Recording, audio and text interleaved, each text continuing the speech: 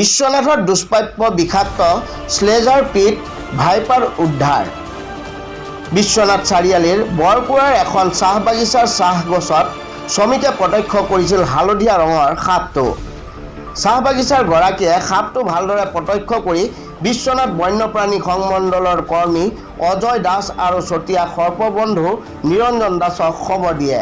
খবৰৰ ভিত্তিত নিৰঞ্জন আৰু অজয় উপস্থিত হৈ চাহ বাগিচাৰ পৰা দুষ্প্ৰাপ্য বিষাক্ত স্লেজাৰ পিট ভাইপাৰ সাপটো উদ্ধাৰ কৰিবলৈ সক্ষম হয়।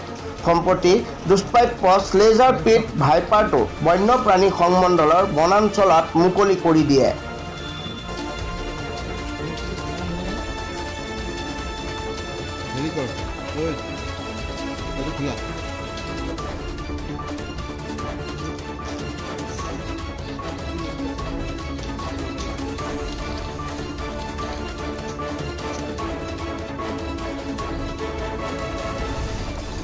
नहीं वो सब नहीं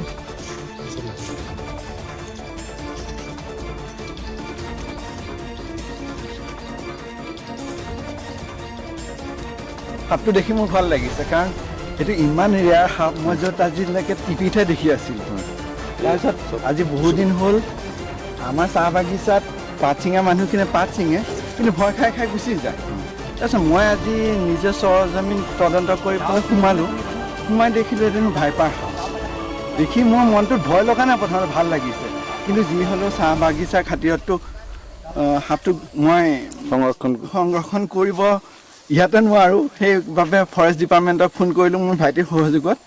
তাৰপিছত কৰি পেলাই জনালোঁ। এতিয়া আপোনাৰ প্ৰথমতে অজয় তেখেতক ফোন কৰিলোঁ, তেখেতৰ লগত যোগাযোগ হৈ পেলাই তাৰপিছত আহিলে। তাৰপিছত বুবুদা মইতো আগৰ পৰা চিনি পাওঁ, বুবুদাৰ লগত এতিয়া দেখা পাই আৰু ভাল লাগিল। আৰু বিশেষকৈ ভাল লাগিছে গোটেই আমাৰ উত্তৰ পাৰত নোপোৱা বস্তু এটা আমাৰ বাগানত মই সংৰক্ষণ কৰিব পাৰিছোঁ।